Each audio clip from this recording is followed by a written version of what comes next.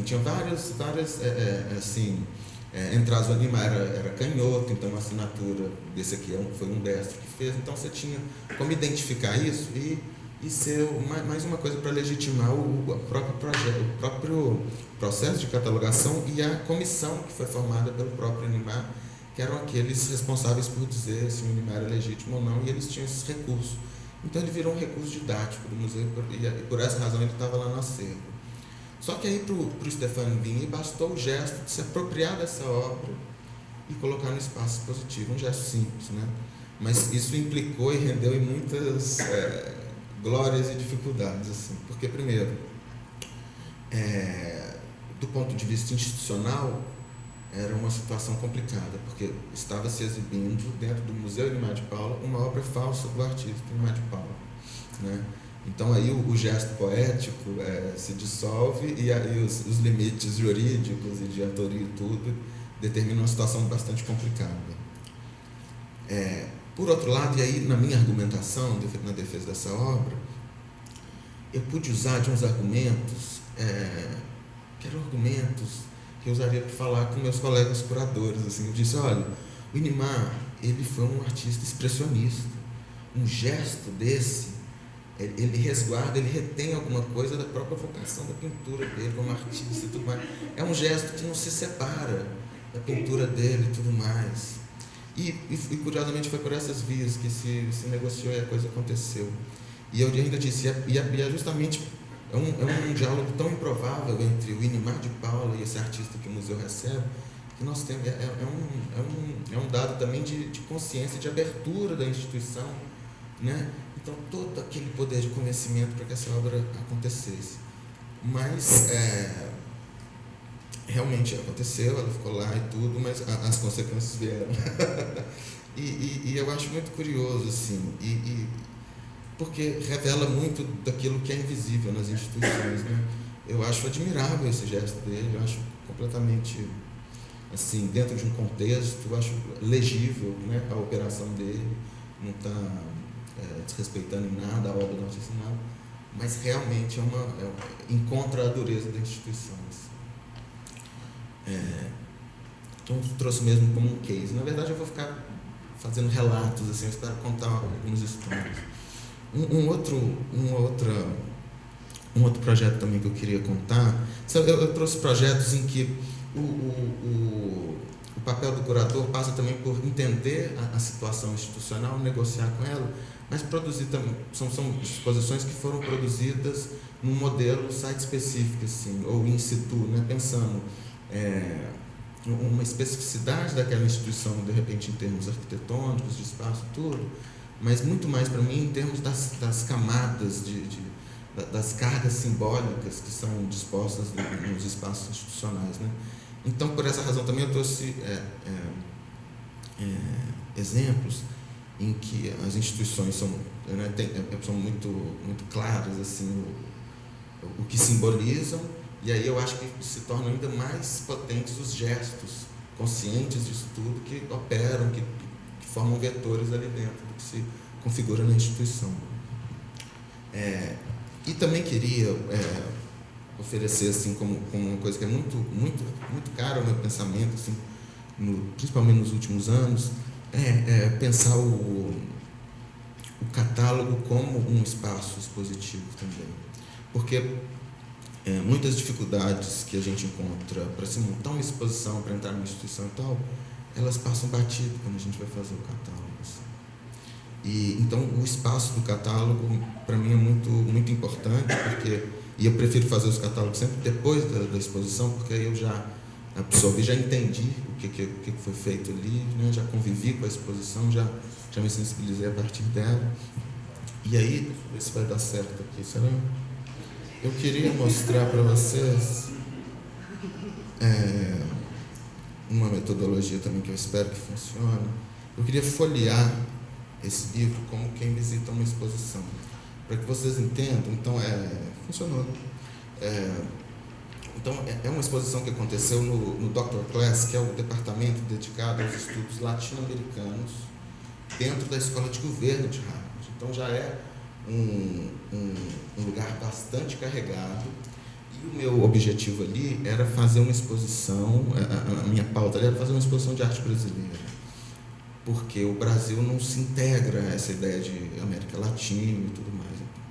Então era um espaço onde eu ia fazer então uma exposição de arte brasileira dentro do contexto da América Latina, dentro do contexto de uma escola de governo em Harvard, nos Estados Unidos, perto de 11 de setembro. Essa exposição inaugurou dia 12 de setembro, assim, e no contexto da reeleição do Obama. Então eu tinha todo esse pano de fundo que eu percebia que podia potencializar certas propostas, e eu vou mostrar algumas delas para vocês, com ênfase mais naquelas que se dirigem diretamente a essa situação, assim, né? Então, por exemplo, o trabalho da Berna Reale, primeiro que para essa exposição, tá dando para ver legal? Primeiro, eu tinha acabado de montar o trabalho da Berna, bem grande, em escala grande, tudo, e eu queria propor para ela trazer o trabalho dela para a escala da página. Então, imprimimos as fotos de uma maneira bem simples e tudo, e colocamos na saída da exposição as fotos desse trabalho aqui, que se chama Quando Todos Calam, em que a minha interpretação desse trabalho, que não é o senso prioritário desse trabalho, foi que ela oferecia o corpo como uma página em branco para aquela situação toda. E eu gostei dessa leitura, e eu achei que encaixava, e fiquei muito feliz em colocá-la ali na saída da exposição, onde a gente até lê aqui o sinalizador e tal. Só que essa obra trouxe assim, um efeito que eu não previa, porque realmente nós pensamos e sentimos o corpo muito diferente do que um norte-americano sente. Então, assim, a minha interpretação, não sei se foi compreendida, porque eles falaram muito de que era um trabalho que desrespeitava a integridade humana, então era um contexto complicado ali, né? E a inserção desse trabalho revelou também muito dos pensamentos das pessoas ali, porque você tinha os americanos e você tinha aqueles que eram mexicanos, que eram latino-americanos e trabalhavam ali. Então, esse tipo de trabalho deixava muito claro como essas relações, essas diferenças. Um outro trabalho também que eu queria muito mostrar, e aí já parte de um gesto curatorial meu, diz respeito à organização da biblioteca do departamento. Minha proposta foi uma proposta assim, bastante simples. Eu propus organizar e construir uma geopolítica. Uma organização até careta, foi o que eu tinha proposto inicialmente. E aí todo mundo achou ótimo, eu peguei os livros do departamento e fui organizando por países, fui construindo uma lógica geográfica, né? Só que quando chega nos Estados Unidos com Cuba, eu criei uma fronteira imaginária, territorial, entre Estados Unidos e Cuba, na própria prateleira da biblioteca. Então, os livros estão todos na orientação aqui vertical. Quando chega em Cuba e Estados Unidos, eu criei duas colunas horizontais, de modo que seria possível para o visitante construir um texto, ler um texto que se expressava nas lombadas, que se apropriava dos títulos dos livros. Então, por exemplo, nessa pilha de livros aqui, que são livros sobre os Estados Unidos, livros de diversos temas sobre os Estados Unidos, nós temos, por exemplo, Focus on Capital, enquanto que na pilha de Cuba nós temos um livro que se chama Poverty, Pobreza, Foco no Capital. Então eu fui construindo isso com muita descrição, e para muitos passou batido, assim, mas para quem descobria isso era um efeito muito interessante de ver assim, a coisa acontecendo. É um gesto curatorial, que eu acho que ganha sentido dentro da história ali. Não me sinto artista, não tenho pretensão de ser artista. Não penso que essa é uma intervenção artística. Penso que é uma intervenção curatorial, mas não sinto necessidade de avançar, e nem consigo assim, analisar esse gesto para além disso. um gesto que eu senti que era importante fazer, achei super subversivo, achei que tinha um contexto e tinha tinha um chão para aquilo ali ser frutífero, ser um gesto que constituísse sentido dentro da exposição. Então fica uma coisa também para a gente conversar, que foi um tema do primeiro dia. Eu acho que no final do debate, hoje às 5 horas, a gente pode retomar também. Bom, a continuação dessa exposição aqui no Brasil, eu fiz também num outro ambiente também bastante carregado politicamente, que era o TCU, Tribunal de Contas da União, onde a gente tem um espaço cultural lá, o Espaço Cultural Marco Antônio Vilaça. E aí foram usadas algumas estratégias parecidas, eu queria mostrar para vocês. Vamos ver aqui se vai dar. Ótimo. Bom, o Espaço Cultural Marco Antônio Vilaça, no TCU, primeiro, se localiza mesmo, fisicamente no mesmo prédio do Tribunal de Contas da União. É um espaço cultural que foi realizado, implementado por homenageando a memória do Marco Antônio Vilaça, né? E aí, logo na parede de entrada desse espaço, nós temos aqui uma espécie de uma carta que é feita por Marco Antônio Vilaça, que é aquela que fala da importância dele, né, na cultura brasileira, enfim, que é a introdução a esse espaço, notavelmente com paredes de mármore, e o resto do espaço expositivo todo com paredes brancas, e aqui uma foto do Marco Antônio Vilaça de corpo inteiro, e essa é a parede inicial. O visitante que chega nesse espaço, essa é a primeira visão que ele tem. E aí, pensando nessa particularidade já do espaço, o que eu fiz foi montar uma obra da Laís Mirra, onde ela, que se chama Dicionário do Impossível, onde ela seleciona palavras majoritariamente com o prefixo "i", de negação, e ela junta todas essas palavras que são construções muito abstratas, muito intangíveis. E aí a operação do trabalho dela é justamente trazer tangibilidade a esses verbetes dessas palavras. Então ela recolhe os verbetes do dicionário e sulca eles aqui, como vocês estão vendo, no mármore. Era um mármore muito próximo do mármore do TCU, e aí o que eu fiz foi escolher uma dessas palavras para acompanhar, então, todo o discurso institucional, e a palavra foi isento. Então, que isenção, afirmava-se ali, que isenção que é possível em Brasília, no Tribunal de Contas da União, e ainda num espaço que homenageia um marchand, um agitador cultural, enfim, ligado ao mercado, ligado aos artistas da sua geração também, enfim, mas que eu queria que tudo isso não fosse naturalizado. Então eu queria provocar, queria levantar essas questões, que elas ficassem visíveis, legíveis, assim. E foi interessante que, a partir de uma obra, né, que se tivesse sido montada em outra circunstância ou de outra maneira, teria uma leitura completamente diferente, né? Uma característica desse espaço também, Marco Antônio Vilaça, é que ele tem vitrines, 2 vitrines onde, né, normalmente se coloca aquilo que se quer dar um destaque especial ou criar uma estratégia de sedução do visitante para entrar, né, naquele espaço. E a minha estratégia foi meio contra-publicitária, assim. Então eu escolhi 2 obras para ocupar essa vitrine. Uma dizia respeito a um acidente, era uma obra do Paulo Klimachowski, que a gente está vendo aqui, onde esses sacos, onde ele escreve os números 0 e o símbolo do infinito, a partir de operações de subtração, né? Então, tudo que a gente está vendo aqui nessas linhas,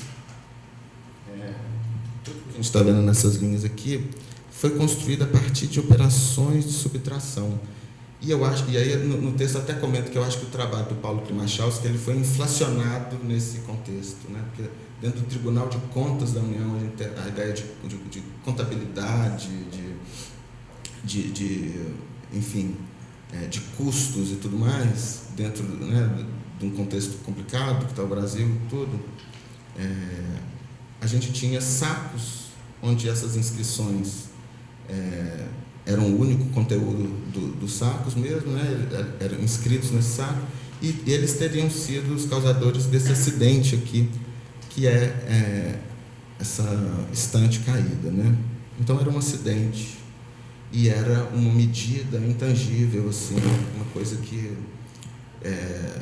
resiste à contagem, né? O numeral zero e o infinito. E do outro lado, na outra vitrine, eu expus o trabalho do Yuri Firmeza, que é o Souza Sareta Geijutsuka, se eu estou falando certo, que é um trabalho em que ele inventou um artista, né, e ludibriou a imprensa local de Fortaleza, que, sabendo de um artista japonês, né, que estava vindo à cidade, começou a publicar várias matérias, chegou a entrevistar o artista japonês e tudo mais. E aí, no dia da abertura da exposição lá no Dragão do Mar, o que aconteceu é que o espaço era povoado só por essas reportagens. E aí se revelou que o artista era uma construção ficcional do Yuri Firmeza, e a exposição começou a ser novamente alimentada pela reação da imprensa, depois de descobrir, né, isso bem local, e aí isso ganhou uma dimensão nacional. E aí foi novamente alimentado com páginas de jornal do Brasil inteiro, assim. Então foi uma exposição que, no final das contas, você chegava e você tinha páginas do jornal, assim, né? Então eu reuni alguns desses relatos, né, anteriores e posteriores, tanto locais como nacionais, nessa vitrine. Então a estratégia foi usar o espaço de melhor visibilidade para mostrar um acidente e uma pegadinha, digamos assim.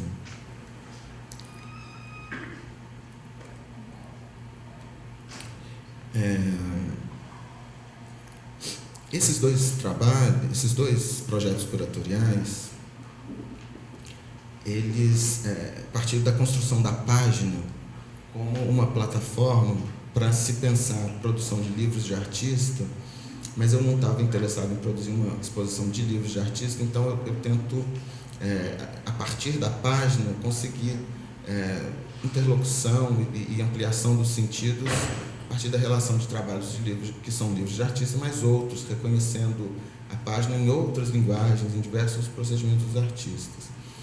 E uma exposição que tematiza, né, que se dedica à página, no seu catálogo, na sua publicação, não poderia dar qualquer tratamento para a página. Então, eu imaginei, e muito inspirado assim, em alguns trabalhos do Seth Ziegelau, eu imaginei o próprio espaço do livro, a sequência que ele impõe, né, narrativa, enfim, todas as características do livro, eu quis criar correspondências com o espaço arquitetônico, físico da exposição. Então, eu penso que, na verdade, esse catálogo, ele num registro que foi a exposição, na verdade, ele desdobra, ele dá continuidade, né, à exposição que foi realizada lá. Então, os artistas, eles ocuparam as páginas com proposições específicas para cá, além dos registros, né, da exposição. Nós tivemos proposições específicas para os livros, e também uma coisa que é possível, assim, que me chama muita atenção, que eu quero produzir mais nesse sentido, é que no catálogo nos é possível também trazer artistas que não seriam, que seria inviável para um projeto expositivo. Então, o livro da exposição traz obras que não estavam na exposição e outras obras que são aglutinadas ao projeto, mas que não estavam na exposição, mas que ganham espaço aqui no livro. Então, essa possibilidade que o livro oferece me interessa muito. Nessa mesma exposição lá do TCU, nós tínhamos também um conjunto de colas, assim, um artista que chama Bill Luhmann. Ele tem uma coleção das colas, de cola mesmo, essa que a gente coloca uma fórmula matemática ou determinada informação ali, determinada nota, né? Um lembrete para a prova.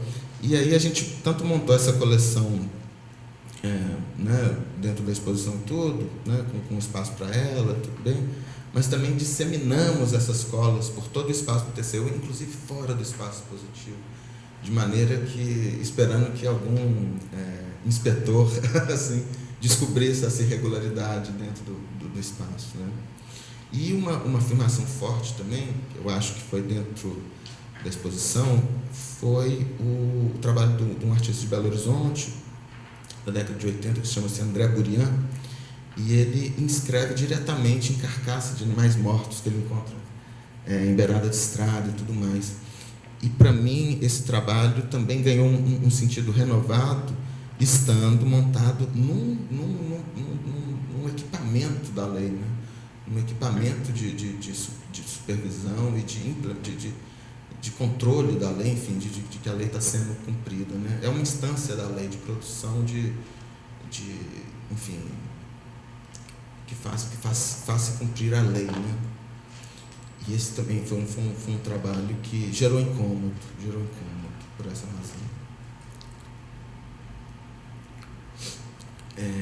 Também queria fazer uma espécie de uma sala de leitura dentro do TCU, para que houvesse uma atividade considerada assim, contraprodutiva, diletante, enfim, que não se enquadra no pensamento assim, instrumental, né, e objetivo, que é o que guia essas instituições. Então, eu queria criar uma área de leitura, e aí a gente montou mesas, né, e aqui nós tínhamos os livros de artista, e também partia de um trabalho que eu considero muito interessante do Fábio Moraes, em que, aqui onde eu estou mostrando, ele tem um livro, o Art Today, que é um manual de história da arte, como todo manual escrito a partir de uma perspectiva europeia, norte-americana, né, ignorando muitos dos trabalhos e das conquistas aqui da arte latino-americana, enfim.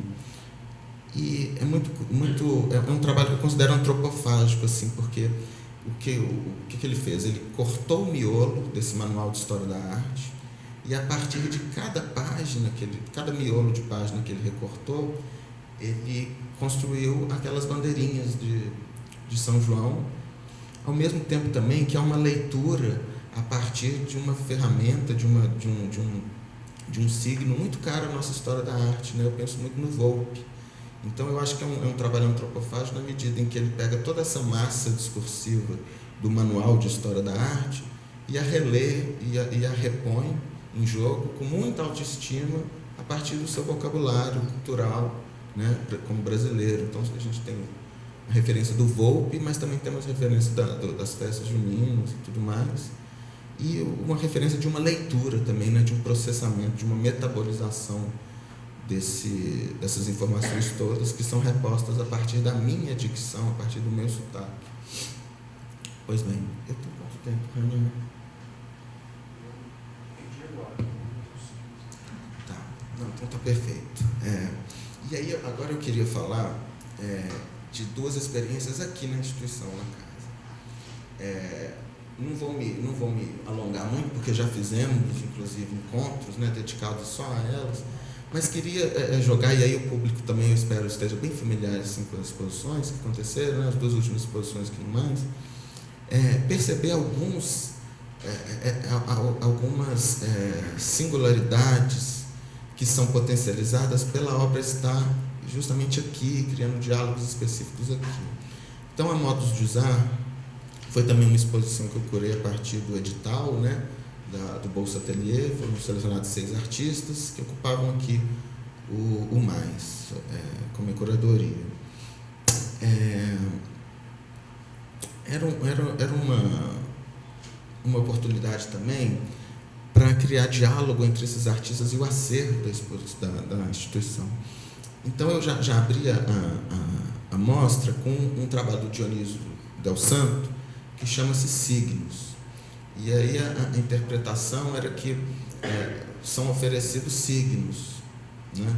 E cabe a cada visitante, a partir do seu modo de uso, produzir sintaxe, né? Então, são signos que são oferecidos sem sintaxe. E é muito interessante porque a gente vê aqui, assim, o Mondrian ia desmaiar diante de uma obra assim, né, que lida com tanta liberdade com o vocabulário geométrico se utiliza de cores que não são as cores primárias, né? O verde, o laranja. Então é um trabalho assim todo errado, segundo assim, aquela arte construtiva mais ortodoxa e tal. E muitos dos gestos, eles buscavam justamente enfatizar a importância do visitante em, primeiro, se integrar a essa dinâmica de uso, ou seja, usar as coisas que estão dispostas na exposição, né? E perceber também que a articulação das obras, a exposição, no final das contas, e o contato com a arte, dependia muito dele. Ele precisava tomar uma postura ativa nessa relação, né? Cabia a ele construir o sentido também. O sentido não é dado diretamente. Então, por essa razão, eu trouxe um trabalho do Maurício Salgueiro, em que ele trabalha com essas luzes